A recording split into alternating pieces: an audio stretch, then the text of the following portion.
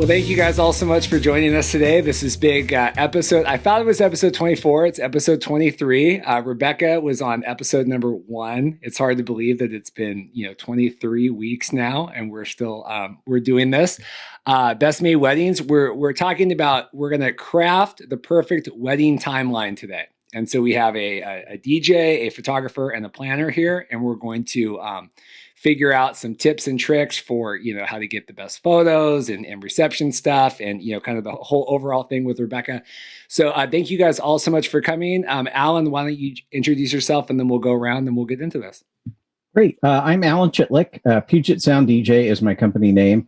And I am honestly so fired up. I love talking about flow and timelines because I feel like it's the heart of getting a successful wedding. Awesome. And you got your, Alan's such a favorite now on the podcast. He has his own podcast microphone. We appreciate that. Yeah. Rebecca, thanks for coming on again. I know you're so busy and you guys got back into town. I appreciate it. Alan and I said we have to get Rebecca on here. So thank you so much. Why don't you introduce yourself? Yeah. So I'm Rebecca Grant. I'm the owner of New Creations Wedding Planning. I've been a wedding planner for over 16 years now. And I'm also the co-owner, along with my husband, of Twin Willow Gardens wedding venue out in Snohomish. Awesome. And Irene, no introductions needed. We appreciate you've been on many times before, but why don't you introduce yourself and tell us who you are? Hey, I'm Irene Jones. I own IJ Photo, and I'm a wedding photographer who, just like our other friends here, love talking about timelines, love making a wedding day happen. And so I think first off, it would just kind of be interesting to ask each of you, what does the perfect timeline just mean to you, right? Because that could mean lots of things to lots of people. It could mean not a lot of stress. It could mean lots of time for photos. It could mean lots of time for dancing. So Irene, what is just the perfect wedding timeline? What does that mean in your eyes? The perfect wedding timeline for me is a timeline that really takes the needs of all the people involved and finds a way to balance that. A lot of times we say, weddings are about the bride and the groom and all about that. But I mean, they have a bunch of guests and you want the guests to have a great time, and really a lot of downtime in a timeline can really make for a poor guest experience. And at the same time, you've got vendors that need to get enough time to get their stuff done. A DJ can't set up in 5 minutes. So we need to make sure that a timeline is well balanced and fits the needs of all those involved. Excellent answer. Rebecca, what does the perfect wedding timeline mean for you? And this can't just be one that has the New Creations logo at the top of it. So what does it mean? What it means to me is that vendors actually read it. That is such a pet peeve of mine. I'm like, I'm not just writing this for kids. No, it's very much to echo what Irene just mentioned, but my goal is to make sure that I've addressed all of the vendor arrival time, make sure they're staggered enough that things will actually be set up upon that vendor arrival. Make sure I'm allowing enough time for the event flow for couples to actually mingle with their guests and talk with their guests, and enough time for them to go to the bathroom. It's just kind of those little things that need to be thought of on a wedding day. And I personally think where a lot of experience comes in is some of the timelines that I see from newbies, I'm like, oh gosh, you're missing so much, so it's just, it comes with experience, and it comes with knowing kind of the overall flow of the event day, and making sure that we're addressing all the little pieces that the couple wants to incorporate in their wedding day, but also supporting those vendor needs for sure. Awesome. Thank you. And Alan, as someone that, obviously are more reception focused, but still, keeping in mind the whole event of the day, what does the perfect wedding timeline mean to you? Well, for me, I would echo a lot of what Irene and Rebecca just said. But at its core, to me, a timeline is the flow. We're going to do this, then we're going to do that, and then we're going to do that. And then expanding that to where are we going to do that? And how people are going to move around, how the guests will experience everything that they are seeing. And then, as has been said, take everything into account. The caterer wants that food served hot, so they want a certain time where that's going to work. A photographer wants to have sunset photos near when sunset's going to happen. And so you want to make sure that you're accommodating everybody that's on your team and that it just flows, because that's the kind of wedding people will stay for, and they will remember, and they will enjoy. If your wedding does not flow, if you have a lot of dead spots, people are going to be bored. They're going to be on their phones. They're going to be giving each other that look. Do we have to stay? Yeah, we have to stay. Okay, we'll stay. That's great. And true story. And just to kind of echo all of that with, guest experience and timeline and flow, we had a Halloween wedding, obviously this time of year, a couple of years ago. And this is a true story. And we had, I don't know, they probably had 60, 70 guests at the wedding. I mean, it wasn't a huge affair, but it was, it was a big to do. And we got done with the ceremony, and like we were doing family photos, and things happened, and things were taking a long time, and no one was really, there wasn't a planner telling people what to do. The DJ wasn't, echoing any of this stuff. And we came in from doing the photos, and there was like 15, 20 people left. Like everybody went home, and because they were like, okay, what's happening here? What's going on with dinner? And so, and we all as wedding vendors, like, well, obviously there's like dinners coming and these things are coming, but like they didn't know or didn't care or ran out of time and patience. And so this is really, I mean, this is an important thing. And this was a, huge wedding, and a lot of time and energy. So yeah, we want to make sure, like, not only for the couple getting married, but obviously for the guests too. I think it's so paramount to keep all that in mind for everybody, because I do think sometimes, the couple getting married has a lot of focus on them, and rightfully so. But I think, the guests and the family, and, if your mom's waiting around to do something, or people, the food's running late. So yeah, definitely agree with all that stuff. So starting kind of at the beginning of the day, I debated having a hair and makeup person here as well to kind of round this discussion out. I figured with Rebecca kind of handling, a lot of timeline building, over the years, we could get a good frame of that. What do we, when it comes to like getting ready, hair and makeup, what are we thinking? How much time does that take? Do we do the bride first? Do we do the bride later? What are some tips for that part of the day? So I can definitely jump in on this one. So kind of working from a vendor perspective, how I build my timelines is I always share the rough draft of the timeline minimum 2 months in advance with my entire vendor team. So at that point, I've already talked with the couple. What do you want to include? What do you not want to include? How many ladies are receiving hair and makeup services? And what I build timeline out as the rough draft is, this is the time hair and makeup needs to be done. So I can build the entire rest of the day according to when photos need to happen, when the ceremony needs to happen, etc. And I always tell my brides, let your hair and makeup artist know this is the done time. And I will also share that email with them. And I let the hair and makeup artist dictate what the start time needs to be, because I'm not a professional hair and makeup artist. You couldn't tell it, right? I don't like to force them into what the standard is. I want to make sure, like, if they're working with unique hairstyles, super curly hair, super straight hair, if they're working with, hair down to the bride's rear end or hair above the shoulders, like I want them to be able to dictate that. So I always let them do their start time. On average, though, the bride should take about an hour and a half to 2 hours. The wedding party and moms should take right around 45 minutes to an hour. So that's kind of a general rule of thumb. Keep in mind that does not include like how many makeup artists the vendor is bringing on site. So if they've got a team of 4 ladies that are performing hair and makeup services, obviously that's going to move a lot faster than if it's just that one singular vendor trying to perform hair and makeup services for the entire wedding party, mom's, bride. Obviously, that's going to be a lot earlier start time. So that's something to keep in mind, not only with vendor availability, also the venue's availability. So if you're trying to get ready, on site, a lot of places won't let you in, here at Twin Willow, let couples until 10 a.m. You have you have the option of adding additional hours, but that is a cost. So that's something to have couples weigh out is, okay, should I increase the cost of hair and makeup so I can start later and actually sleep in and actually get breakfast? Or do I want to save the money with one hair and makeup artist, but increase the venue's time? What does that weigh out at?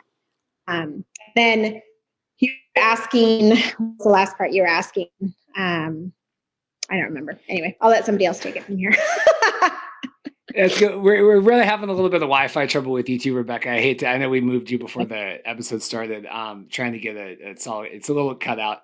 But no, that's good to further hair and makeup. When it comes to, like the bride, there's always this debate, does the bride go last? Do they go second to last? Are we waiting on mom or someone to put in the dress? I mean, any advice on that? Does anyone else have any thoughts? Irene's got a thought about that. I always tell my brides to go first because that way we can do a first look while we're waiting for bridesmaids to finish hair and makeup.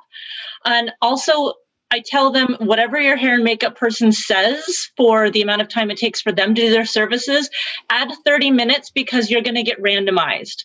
There's going to be somebody who says, I can't find such and such centerpieces. And you got to get out of the chair, go help them find the centerpieces, and then come back. The hair and makeup people know their stuff and they know how to do their business, but they can't necessarily account for all of the other random little things that are going to happen during your day. So if you buffer it just a little bit, your chances of being on time are a lot higher.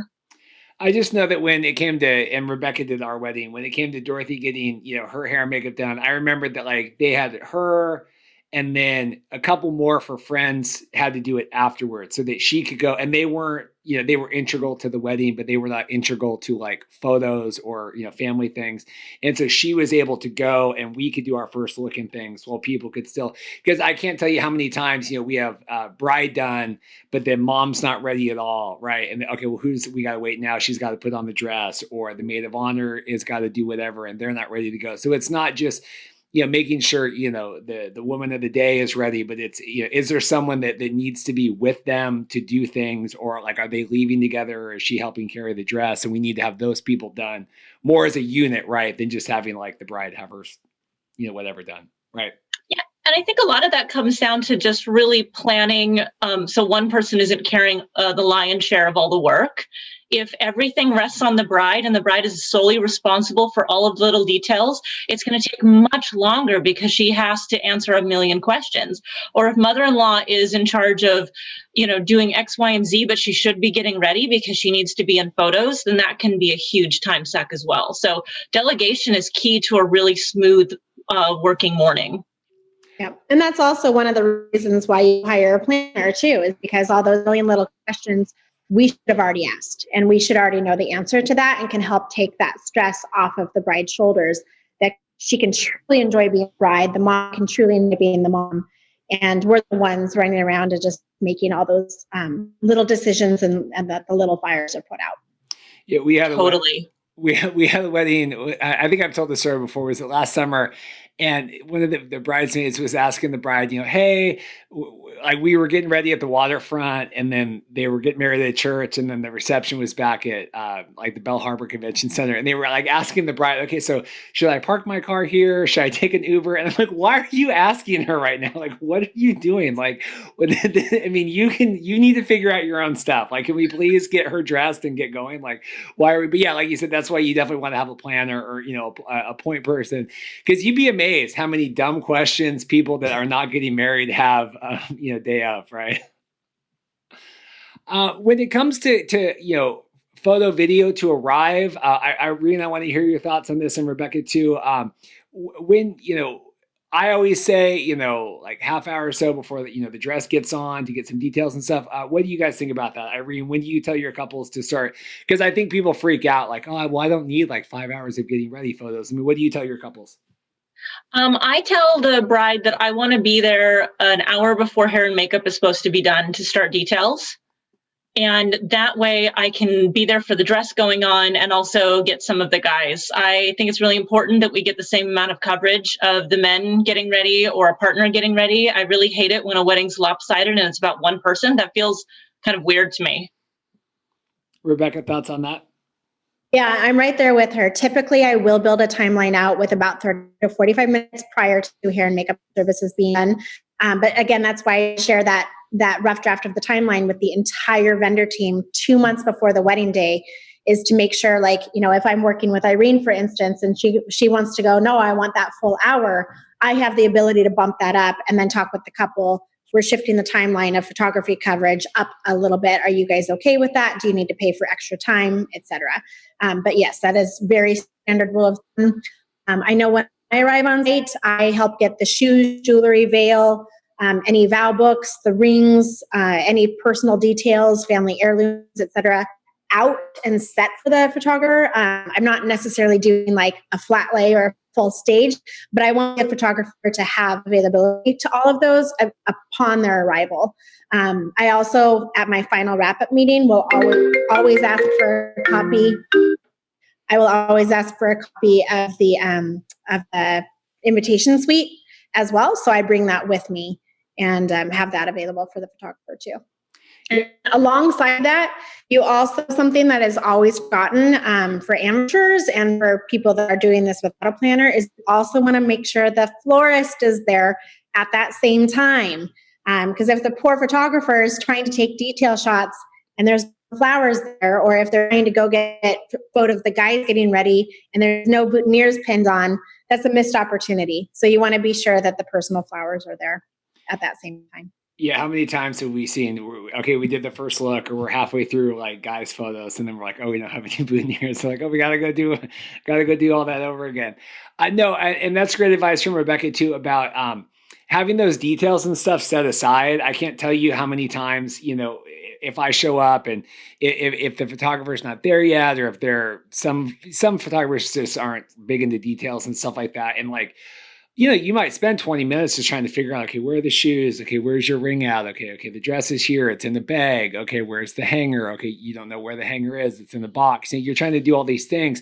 Yeah, that's eating into that time, right? I remember we had a wedding last year, and they wanted all the bridesmaids' dresses all photographed, and none of them were ready. None of them had hangers. None of them were ready to go. And I looked at her. I said, "Then you're paying us to do this. Then, like, this is like, I'm at this point. I'm a Sears worker, and I'm putting clothes on hangers and hanging them up. But I mean, it took half hour, right? By the time we tracked everything down, I said, I don't think that's what they envisioned.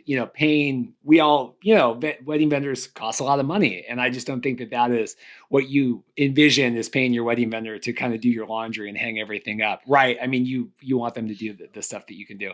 Irene, other thoughts about getting ready stuff before we, anything else I forgot to ask about that? And Alan, we're going to get more to you later, I know. So you're ready. Alan's standing by.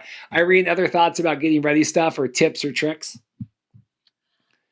Rebecca covered it really well, and I have done weddings where she's done that, and it's fantastic because I walk in and I'm like, I don't have to dig through your underwear bag. This is great. It's always awkward to look through somebody's stuff to try to find their rings or shoes or whatever. Or sometimes I photograph the wrong stinking shoes when they don't put them out. Yeah, we've all done that, and it's ridiculous to have to, kind of go through that process. So yeah, I really appreciate a good planner who understands what the needs are and anticipates those things. I don't think couples really understand how valuable having someone that can anticipate what the structure of your day is going to be. So where I think we should go next is to the whole question of doing the first look or not. Does that make sense? If I'm going we're going through the timeline. So, so we've gotten people ready, equal time for, both sides of the party. I think it's really important. Like Irene said, making sure that, the guys feel like they're getting some shots too. Cause it's always, I got like 2 shots of me getting ready on my wedding day, but that was almost more of a personal choice. But anyway, so we get to the first look. Alan, what do you think about the first look? I want to toss to you. And what is, I know you have thoughts on this and everybody does, but why should couples do a first look on their wedding day? I am a DJ, but I will say that if I were to give one piece of advice to a couple, the number one suggestion I would have on my list is do a first look. I'm going to let somebody who's much better qualified than me talk about some of the photographic elements of it. But I want to say a few things. First off, your flow is so much better. It really impacts your whole day. If you are going to wait until after the ceremony, and I think we've all been to weddings where that cocktail hour was an hour and a half and everyone's looking around. Where are they? And they're getting their pictures taken. And I feel like that really reduces the energy for all the guests. And then one other point I often make to couples, you are spending so much energy and money to gather these people under one roof at the same time. You can maximize that by doing a first look. And then you have more time that you can spend with people. You could potentially go in and have cocktails a little bit during the cocktail hour. And I think if you ask most people who got married, what's an extra half an hour with all those people worth, they would say a lot.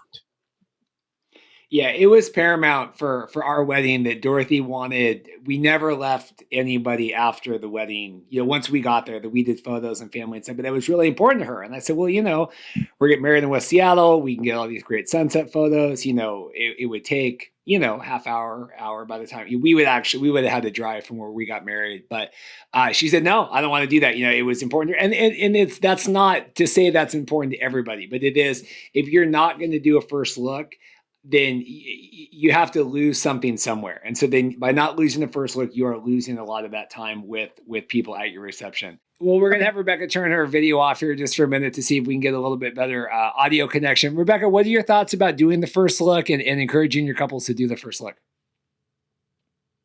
I am a huge fan of first looks. I will always direct my couples to 100% of the time do a first look unless they are absolutely dead set against it. Obviously, I want it to be your wedding, so I'm going to take into account what you want.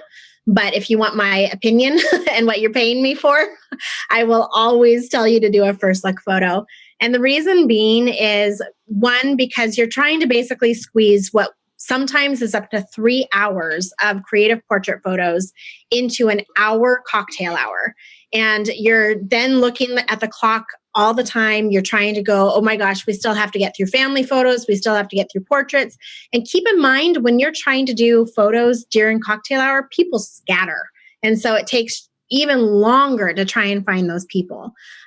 Also, like having the couple be able to join the cocktail hour has really taken the place of that table-to-table greeting, which takes freaking forever. And it takes you away from eating dinner, and it really pushes back the overall programming of the day. And people are starting to get bored as you're engaging with an individual table one-on-one. In the morning too, like one of the biggest concerns that I have from brides is like, well, I want that feeling. I want that emotion, that they see me for the first time when I'm walking down the aisle. And I will tell people, I've been married twice, and the first time did not do a first look photo, and the second time I did. And I would never do it any different. And that's how I can really speak from firsthand experience to my couples that think about it. Like if you don't do a first look, the first time you're walking down the aisle and see each other, you can't talk. You're all of a sudden immediately into the ceremony, and you can't tell each other, you look amazing. Oh my gosh, how's your day been? You can't move right into that. Versus if you were to do a first look photo, your nerves are at ease. Your presence with each other is a lot calmer. You can talk with your wedding party. You can laugh and engage and go have a great time with each other. Prior to the ceremony, not having to stress as much about time, not having to stress about people waiting for you, to get back to them. And then on top of that, with couples wanting to still have that experience, I tell brides all the time, like once all eyes are on you, the music is going, you have your bouquet, you have a veil in, you will absolutely get that feeling. You'll still have that breathtaking moment of, oh my gosh, this is happening. So once you're in the moment and the music is there and the people are there and, your partner is waiting for you at the end of the aisle, 100% you will still have that moment. I was going to share a couple of stories, but I don't want to hold off on Irene sharing her thoughts about the first look anymore as the photographer. So I'll toss to Irene and then I'll share my story. Irene, what are your thoughts on the first look? So I don't push too hard to get people to do a first look, and about 50% of my couples don't, but I always do phrase it very similarly to the way Rebecca did about how, okay, here's the trade-offs.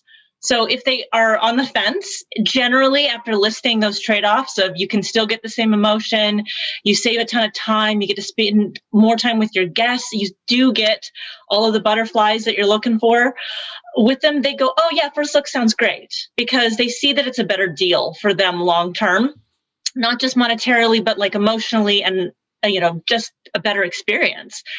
And those that say, no, I really have to do this first look. I've always wanted to be Julia Roberts in Runaway Bride, and that's how she did it. Then I go, sure, that's fine. But then I do tell them we're going to cut back on the number of photos we're going to do. So that means we're going to do split formals, and we're only going to do a certain set beforehand because you only got a bride or a groom, and we're switching off. And you may not get that big family photo with both parties. And I also say we're only going to do 30 minutes, 45 minutes tops of the couple together, because we've got to sign your license. And someone's going to ask you a question, and somebody's uncle is going to run off. And those things are going to take time away from me doing the job that you're hiring me to do. So if you're okay with me doing 45 minutes instead of an hour and a half or whatever you were hoping for, and you want that thing, then I'll go ahead and do it. But I think it's really important that I set realistic expectations for my couples as to what the two different options are going to give them. And if they're okay with no first look, then I'm okay with it too. But I am very clear on that. That being said, the people that do a first look, I feel like they get a lot more value out of me as a photographer and out of their entire wedding day. So I am like Rebecca, I'm always saying, this is a great idea, but I'm not going to force someone to do something they don't want to do. Yeah, I mean, Dorothy and I did our first look. I still was a sobbing wreck walking down the aisle, right? I mean, we still had, Yes, you were. I mean, but we still had all that. And then I will just say too, and this is obviously just from like personal whatever, but I think it speaks to the feel of the day with the couples. The weddings that we do where they do a first look, they're able to hang out all day. We're, as a photo video team, we're able to hang out, come over. It feels like they got to have more of a day together, and obviously I'm just speaking because I got to have a day with them, but I feel like we all got to have a day together. Whereas when you do this chicken dance where, we're seeing the one and then we're doing the other, and then he's off running around or who knows what's going on. And then at the end of the day, you're like, well, we got married, and then you're eating and people are talking to you, and then you do your dance, and then it's done. And like, you just didn't get to spend a lot of time together, and that's fine. But that's a nice thing too, is to be able to think that like I got to spend, my wedding day with my significant other, which I think is cool. Yeah. And something too to think about if you're really like on the fence about doing a first look photo or not. And I'm sorry, Irene, if I'm stepping on your toes as this one, because this one's very selfish to me as a vendor. If you've only hired one photographer and they are then pulled away to only be doing your formal portraits during cocktail hour, they're completely missing out on the opportunity to photograph people during cocktail hour, mingling, having those engagements without you, getting detail shots, which is huge, especially if you put a lot of time, energy, and thought into your decor. You're missing out on a lot of those details that are typically happening during cocktail hour when the photographer is able to be freed up to go do that. If you have two photographers, obviously a little bit more easy to do that depending. But if there's like multiple locations involved, it still can be really, really tough to be able to get all those detail shots. So just keep that in mind if you're on the fence about it. I have to say I'm 100% with you on that one. That's totally the truth. And I wish couples would really realize that I'm only one person and I can't be in two places at once. Can I tell you a funny story about my wedding read? Yes, please do. So my husband and I did a first look a couple minutes before the church. And as I'm standing outside waiting for him, he pulls up, he gets out of the car. He is wearing the wrong suit. If we had not done a first look, we would have gone to the altar and I would have sworn at him. I'd have been so mad. I would have gotten in so much trouble with my priest, because I said, wear the tuxedo. The suit is for day 2. We had a 2-day wedding and he totally reversed that. So first look saved our marriage, man. No, that's great. And just, yeah, with the, like you said, with the one photographer or videographer too, like, because yeah, if we're doing portraits and stuff after the ceremony, like then it's only going to be me doing the romantics with Irene or whatever, and then I got to send off the assistant, or they're, or you're like, oh, we got to rush and get detail shots really quick before they do the entrance. It's never going to be like Rebecca said. It's never going to be as just have enough time, to do it that way. We wanted to talk when I posed this question and I said about making the perfect timeline. Irene said scheduling your ceremony, if you can, around light. Is that correct? Yeah. So we've done getting ready. We've done first look. Now ceremony stuff. Talk to me about that. What are your thoughts? Well, I think I generally work backwards from sunset when I'm thinking about how a wedding day should go, because every single one of my couples want sunset photos. And especially during the summer, we get some gorgeous sunsets here. So I'm telling people, if you want to do the sunset photos, that means we have to be in a place at the reception where I can steal you for 15 minutes. So what are the moments that you can break away? There are very few of them, honestly. You can do it during dinner. You can do it during dancing, really, or before the reception starts, depending on the time of year. Those are your three options. And so if you are planning for sunset photos, you need to keep that in mind and move your ceremony accordingly. Also, I tell people to avoid, depending on their venue, a ceremony start time that is in bright open sunshine out in a field at noon. Just because everyone's going to be dying of heat, the shadows are going to be ridiculous, and you're going to be miserable. Tuxes are hot, suits are hot, wedding dresses are hot. That being said, a lot of venues already have this taken care of for you, which is so nice. They know when their ceremony time should be based on experience. So I tell people to trust their venues or their planner when they say, oh yeah, at Twin Willow Gardens, we know that the sun is in the right spot at this time of day for your wedding. So that's when you should have your ceremony. Alan, as someone that is involved with the ceremony too, do you have thoughts about this? I do. I feel like, I respect that Irene wants to work back from the sun. I like to work back from the contracted end of the reception. In most venues these days, there's a 10 o'clock music off. So that's a starting point that says your guests, you got to have a last dance at 9:50 and an exit at 9:55 or something like that. And by and large, without any other contingencies, a wedding is about 6 hours. So my default, if you said, what time should we have a Saturday wedding, would be 4 to 6.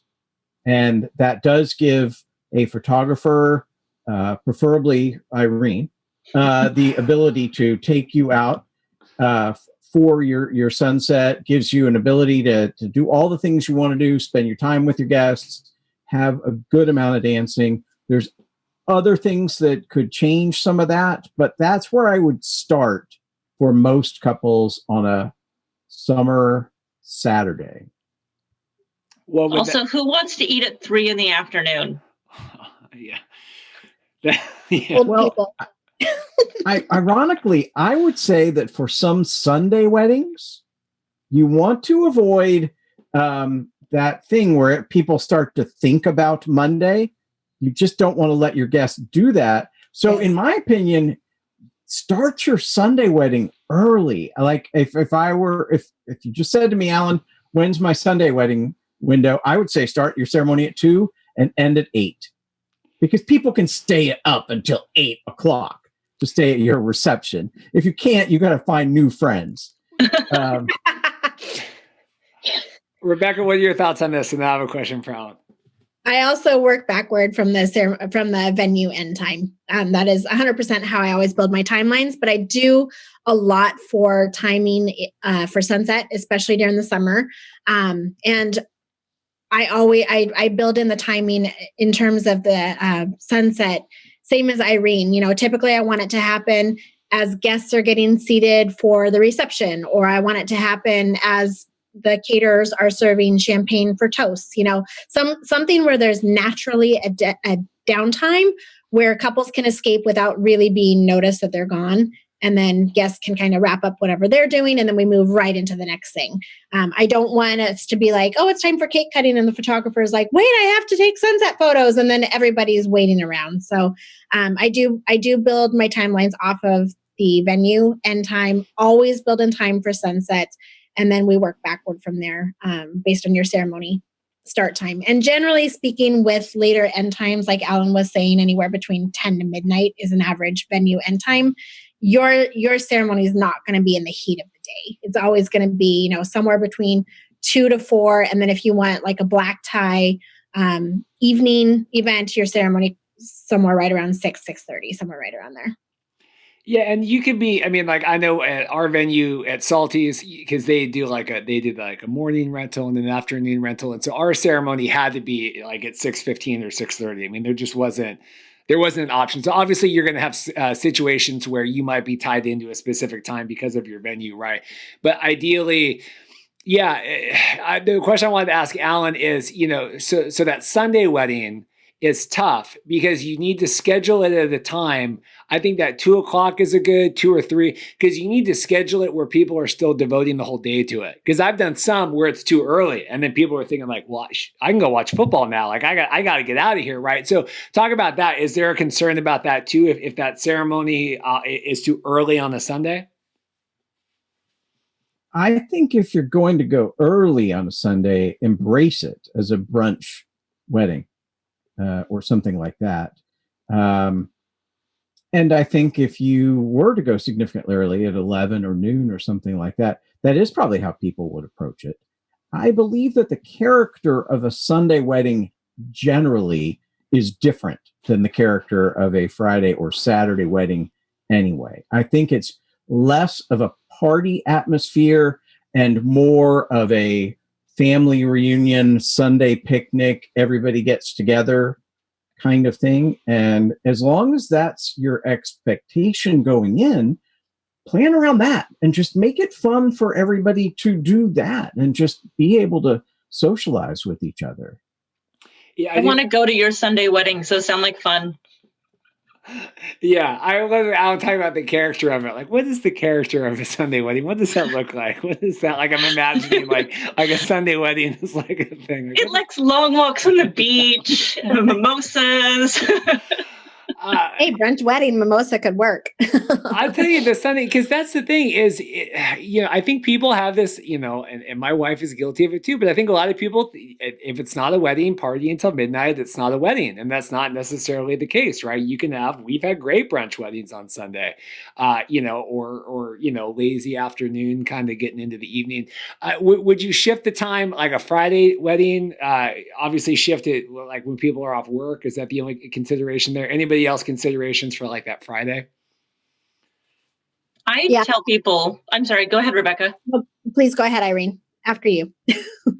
I tell people Fridays to take that into consideration, and that their family members, specifically people that are in photos or wedding party, that they should be taking the day off, and that they need to make those announcements to those family members well in advance. Please get this day off. You're a part of my wedding party. I need you there at 2 p.m. Because I've had that happen where they say, oh, the best man won't be here until 20 minutes before the ceremony because he couldn't get off of work. And I'm like, okay, let's see what we can do to work around that. If we can minimize the number of curveballs we have to throw our vendors on a wedding day, you have a much higher success rate.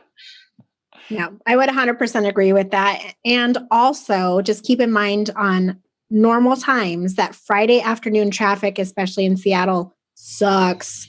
So, I would even encourage like your entire guest list, either work a half day or take the day off, like go explore downtown Seattle, go, have time to get your hair and makeup done before you attend the event, make a day of it if they have that flexibility. But, obviously we know people's work schedule doesn't always allow for them to just be able to take a arbitrary day off because it's a friend's wedding, but definitely take that into consideration for your ceremony start time, especially if you're on the outskirts of the city. It's going to take a very long time to get from point A to point B. I think one creative way that couples can address that is to consider starting their Friday wedding with the cocktail hour. have your wedding, have that start maybe at 5 or 4 or whatever, but have that be the buffer so that if people are stuck in traffic, they're not going to miss the ceremony. And then you do your ceremony and you go pretty quickly into dinner. There are lots of implications of that on photos and on attendance, and if there's a bride or brides involved, they would not typically get to be involved in the cocktail hour because they're typically hidden off. So there's trade-offs and things, but it's a creative approach that can make the Friday wedding flow a little bit better when taking Puget Sound traffic into account. For sure. Yep. And also kind of to piggyback off of that, you don't have to have a full hour cocktail hour. So even if you needed to push your ceremony start time back later, there's nothing to say, especially if you've done a first look photo beforehand, if your venue does not require you to have a flip of the space. So going from where the ceremony was, moving everybody out, transitioning it back to the reception space. If your venue has the ability to have 2 completely different preset spaces, you absolutely can shorten up that cocktail hour, move everyone from point A to point B, and be able to start your ceremony a lot later than you would have had rather than having a full hour cocktail hour.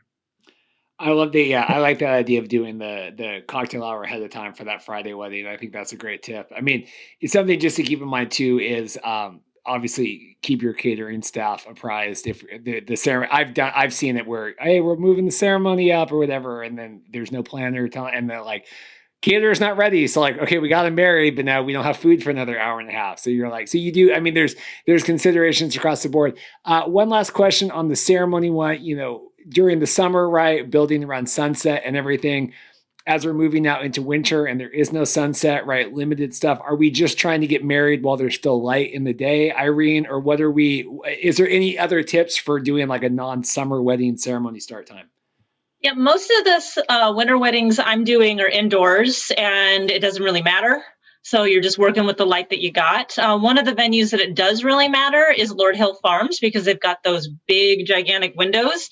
And it looks really tacky and terrible, in my opinion, when it's night outside, because all you're getting is reflections back of flashes popping and things. And so it looks really gross. So I'm always telling people, if we're at Lord Hill Farms, please get married before the sun goes down so the window doesn't become a huge distraction. Other than that, I haven't had a lot of trouble. Because not many people are getting married in the middle of the day outside in January. Alan, do you have the same rules for reception stuff for winter weddings? I mean, same kind of timeline, and people are just get married inside. I agree with that concept. Like an off-season wedding is generally going to be indoors, and if you're isolated in a room, you have the opportunity to have a great party. People are still in that good mood. So I think any of those things can work. What about hypothetically speaking, if you had a wedding, let's say last weekend, and they did it at 6 o'clock and it was pitch black and freezing, and they did it outside? Did that happen to you? Yeah, it was so dark. I was like, we got married over this. It was somewhere out in like Fall City. It was like the river. And I'm like, why would we wait till it's pitch black? I go, why would we get married here? And then we can't see anything. It was like, and it was just freezing. I go, it wasn't actually freezing at 4. It's freezing now at 6:30. Like it's freezing. I'm sorry. No, it's fine. Rebecca, any other thoughts on off-season ceremony start times before we move into Alan's time to shine? Nope. Alan and Irene already covered everything. If you want to take advantage of a view, start it when it's daylight. If it doesn't matter, start it later.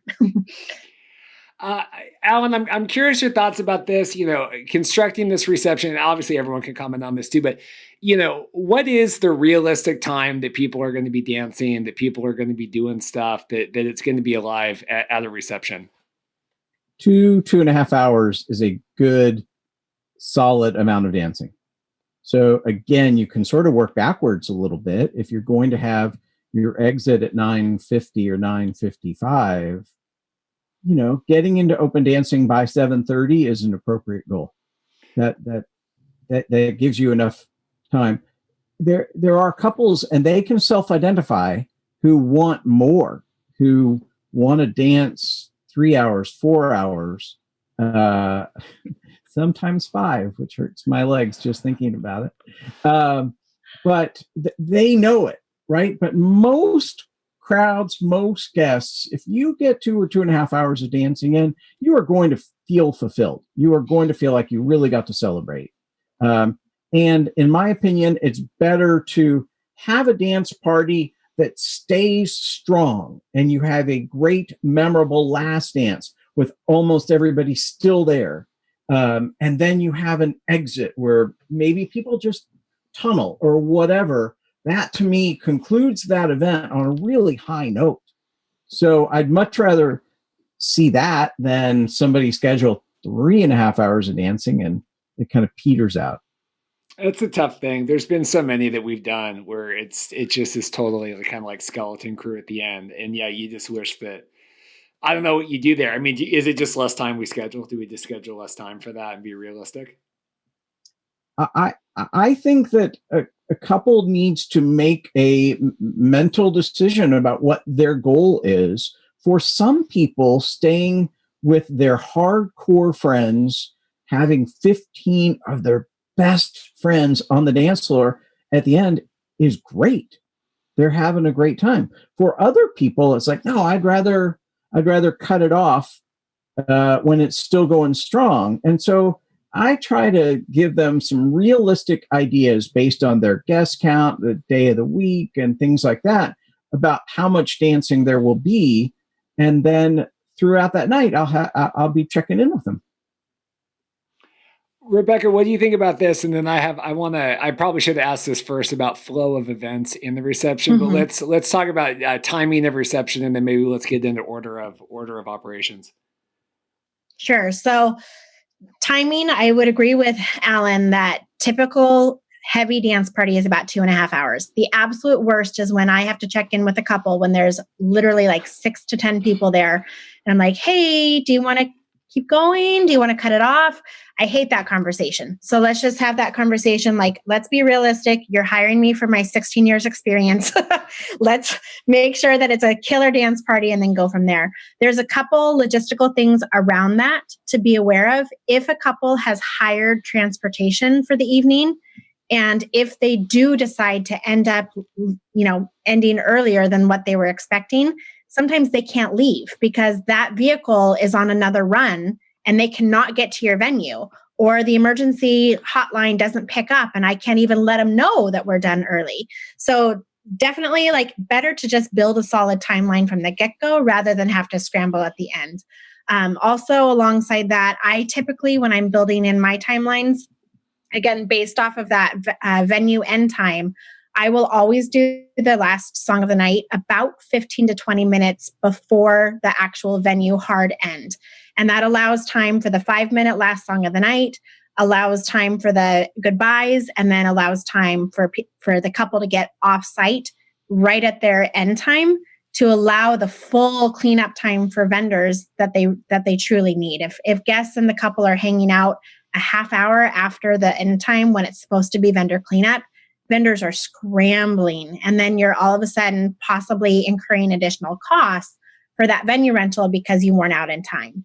So just kind of some logistical things to keep in mind around that. If you're doing a formal send-off, that sometimes will bump it up a little bit earlier for the last song of the night because you need to allow logistics for people to move from point A to point B.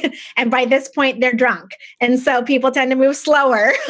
And you want to make sure that, you're just given the best opportunity to get those photos that you need. People lined up for the sparklers handed out, instructions gone over, make sure that the vehicle's there, make sure personal belongings are loaded into the vehicle. Just kind of all those last of the night stuff that needs to be from point A to point B, you got to allow time for that to happen. So even though your venue says, yeah, you've got until 10, realistically, you're going to be wrapping up right around 9:30 to 9:45.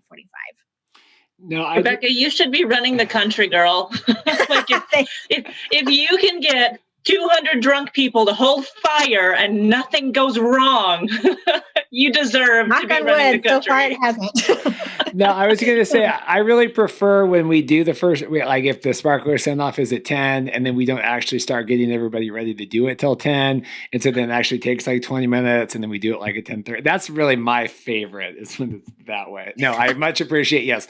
Yeah. If your vendor team is done at 10, you need to be done at 10. You don't need to start getting ready to go at 10. You need to be done at 10. I probably should have done this first before that.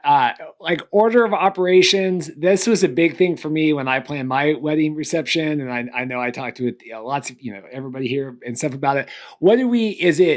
Do we like doing, toast, cake cutting, all that in the open dancing? Some people we did toast. We came in and did toast because, Dorothy's family wanted to do toast. And then we went into stuff like, Alan, what do we do order of operations? What do you think is successful? And then we'll go around. I think there are lots of different contingencies that need to be taken into account, like we were just talking in general about a timeline. So, but in general, if it were me suggesting a timeline, I would eat, I would do any games or activities that don't necessarily require guests to be done eating yet. Like if you were to play the shoe game and people are still eating, that works fine. That's a little comic relief. In my opinion, I like to then suggest cake and then toasts and then ceremonial dances. And the reason I like that is that it builds emotionally, right? Like nobody's going to cry at your cake cutting. It's a symbolic photo opportunity. They could. That the aunts want to see. But hopefully, if done well, people are really going to get emotionally involved in your toasts. And that connection and that emotion can carry well into your first dance. And people are just really feeling it at that point. So that's how I like to start the discussion. But it may be that the caterer needs extra time to pour champagne or extra time to cut the cake. And those things need to be taken into account. One of my favorite venues is Nature's Connections Place. And there, it just makes way more sense to do the toasts behind the table. Then you go around the corner, cut the cake there, and then the couple keeps going onto the dance floor. Because you don't want a situation where your guests are asked to focus here, focus back here, right? Like you just want it to kind of flow smoothly from a logistics standpoint. So there's a lot of considerations about how to do that. And then on the East Coast, it is very popular to do your first dance right after your grand entrance. It happens here too. So that's another consideration if a couple wants to do that. I don't love that, but I've gotten that a lot lately. I mean, obviously with COVID, it's been trying to do a little bit of different stuff on that, but I don't love that. Irene, thoughts about photographing stuff, and do you prefer everything to be, or how do you? I mean, I don't even know what your thoughts are. How you relate to this. So, what do you think? So my big deal is the room and the space that we're in, or the yard or whatever property that we're on, really dictates how I can move about to capture those kinds of moments. And so it's really important for me to work very closely with the DJ during the reception, because if the DJ decides that we're going to go with no break in between, say, cake cutting and dances, but they're in different rooms, and I can't get from room A to room B quick enough to capture that moment where dad starts crying at the beginning of the dance, then I'm at fault, So it's really important to me to work with that DJ and the planner, especially during the reception, and logistically talk about how we're going to make this work. I often tell couples to have their person that's toasting stand up by them by the table instead of in the audience somewhere, because then we're not dealing with wireless mics cutting out. And I can get a twofer. I can get that shot of dad with daughter crying right next to him kind of thing. So you can really feel the storyline. And so that's super important to me. And generally, it's really hard to convince people of these little tiny logistical things. They're like, well, why do you need 5 minutes in between this and this? And I'm like, well, we're in a really dark venue and I've got to move myself through a crowd of 200 people with my gear. So give me 5, That stuff really is stuff that nobody ever thinks about besides me and the DJ. And the planner. Of course, the planner, Rebecca. I'm so sorry. Thank you. Rebecca, what do you think about this? Yeah, so I'll actually tell a personal story. This was one of the biggest learning curves when I was just starting out as a brand new wedding planner. It was actually a wedding at Kiana Lodge, which has several different locations. So you've got to move people from point A to point B to point C.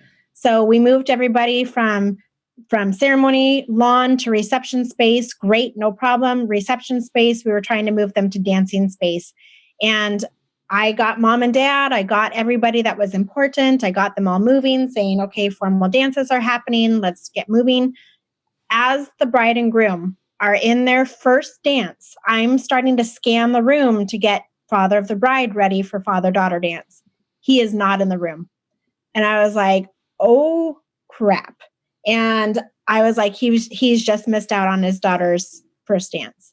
And I could not find him. So we moved directly into cake cutting so that the rest of the guests could go ahead and like be engaged still, just made that call. And the father walks in and slams his hands on the DJ table and said, I am the effing father of the bride. Do not start without me. And that was such a huge learning curve for me. That was one of 3 weddings I've ever cried at, just because I'm like, not in a good way. Like, and from there on out, it has really, like, you constantly have to be prepared for the next thing. You don't start until you are ready for the next thing. And this is where, experience again comes into play. You, as a planner, I am responsible for not only that couple, also the guest experience, but also the entire vendor team. And we've touched on it a little bit. Like, if that DJ is making the announcement, please be seated for dinner, and catering's like, oh crap, we didn't know that was happening, we're not ready, then that makes everybody look bad, and it's a bad experience. So the timing is so imperative, and that's why it's so important to have a great vendor team, one that's knowledgeable, knows what they're doing, and just makes it a seamless day for the couple. In terms of flow, I agree both with what Alan and Irene were saying. Typically, I do kind of go into toasts at the last portion of dinner service to, again, let those that, especially if it's a buffet, let those that have gone through the buffet first and are starting to wrap up with dinner and might start to be bored. It gives them something to look forward to. That's also where I leverage my MC to say, hey, can you give people a 15-minute heads up that this is coming next? So if you need to use the bathroom, now's the time to do it, etc. So I typically move into toasts and then generally into cake cutting, first dance, father-daughter, mother-son, and then into open dancing. But this is where you've really got to watch your timeline. If you're losing your photographer and videographer at a certain point in the evening and you're still wanting to do an anniversary dance, a bouquet toss, a garter toss, that could dictate when it happens in the evening, like whether or not that's right away, right before open dancing, or whether it can happen a little bit into open dancing. It's just all about watching kind of the timing and what you've paid your vendor team for and what you want to squeeze into the night. And then in addition to that, Alan kind of touched on it a little bit, but I work with a lot of cultural weddings. I work with a lot of Asian ethnicities specifically. And there are different cultural elements that are brought into the day. Tea ceremonies are a big one. Chinese lion dancers are a big one. So anything that couples want to incorporate into the day, if there's a specific time that it needs to happen based on that culture, that also needs to be brought into account. And then those East Coasters, we got to love them. They very, very much, especially my Jewish couples or couples from New York, they are very used to dancing between each dinner course. So, it's all that stuff that we can try and talk them out of it till we're blue in the face and tell them why that we don't suggest this. But they're going to, and obviously it's their wedding, so we're going to do what they want and we're going to try and make it the best that we can. But there's just so many moving pieces that go into a timeline. Or and I get some of the practicality. If you have like the multi-course dinner and you're like, you toast and then you do a course and then you toast. And for the guests, that's wonderful. For your vendor team that's trying to shovel, that's a little bit more challenging. Yes. So. Yeah. Can I give one more tip? Yes. In terms of this element of the day? Sometimes, like Rebecca mentioned in Kiana Lodge, you'll be eating in one place and then you'll have dancing in the other. Am I doing that right on the screen? So in that case, what I recommend is allow your guests to sit through toasts, do your toasts there, and then if you're going to be taking everybody over for the first dance to another spot, do your cake cutting in that other spot. And I'm thinking of places like Robbinswood, Graybridge, the Scansonia are all a little bit like that. And if you do that, you have created a buffer with that cake cutting where if people are meandering a little bit, they are still going to get to see your first dance. They're still going to be there for that.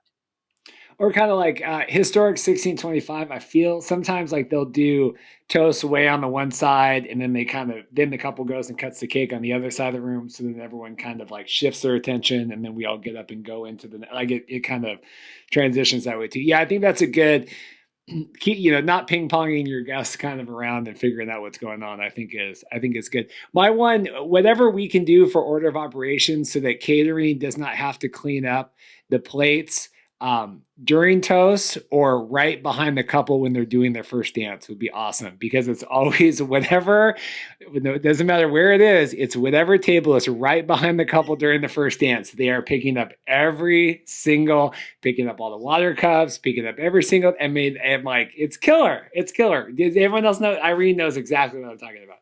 Oh yeah. I'm like, can we just like have eyeballs for 2 seconds? Like, yeah. Well, this has been good. I don't know if there's any other specific. Irene's got. I always got something. How do you handle the father of the bride or whoever that decides to give an hour-long toast? Like, how do we fix those time sucks that we can't account for? Rebecca? I think a lot of it comes down to your DJ, Alan, and your planner. It's my job to prep the couple when I'm building their timeline. I always let them know, okay, typically it's around 3 to 4 toasters. Typically, here's who would give a toast. You want to be sure to communicate with them that toasts should last no more than 2 minutes. So I'm trying to give like as much preemptive information to the couple as possible. But then I personally think a lot of it's on the DJ MC as well to kind of prep the couple on. And Alan, of course, you can speak more to that. Well, it's a challenge. I've sat there sometimes and I'm like, God, I want to mute this. God, he's the father of the bride. But some of that is preemptive as well. So during dinner, in my case, I literally go to every person who's giving a toast. And I have worked with the photographer and the couple to identify the spot where toasts are going to be. And yes, indeed, they should totally stand next to the people who they're toasting. I give them some techniques on how to hold a microphone, notes, and a drink, and manage all of those 3 things with 2 hands. And in doing so, I will talk to them sometimes about the content of their toast, and they will see, okay, you're 4th of 5. And so I think there's some encouragement at that point to keep it brisk, but there's no great answer to what. No, and sometimes there's just no controlling it, and it's like, well, we got to let them do what they're going to do because obviously they're family and it's important. But yeah, I mean, for me, it's a lot of the time of, well, eight toasts is a lot.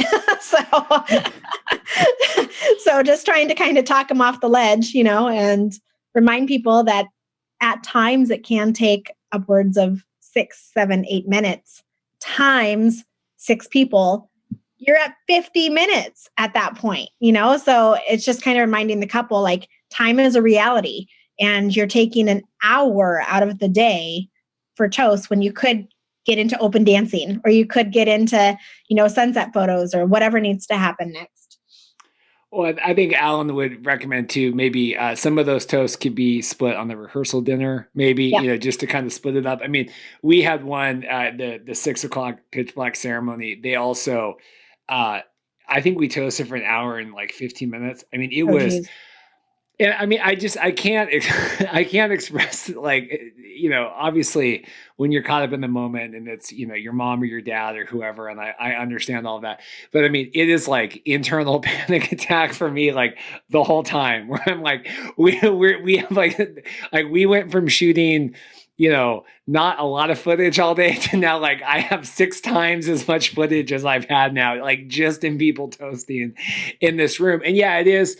It's tough. It's tough to, you don't want to cut them off. And, I think not having open mic is a good place to start. I think we would all agree that having a finite amount of people, hey, these 4 people are going to toast, or these, 5 people or whatever, not doing that. Hey, okay, who's else has got stuff?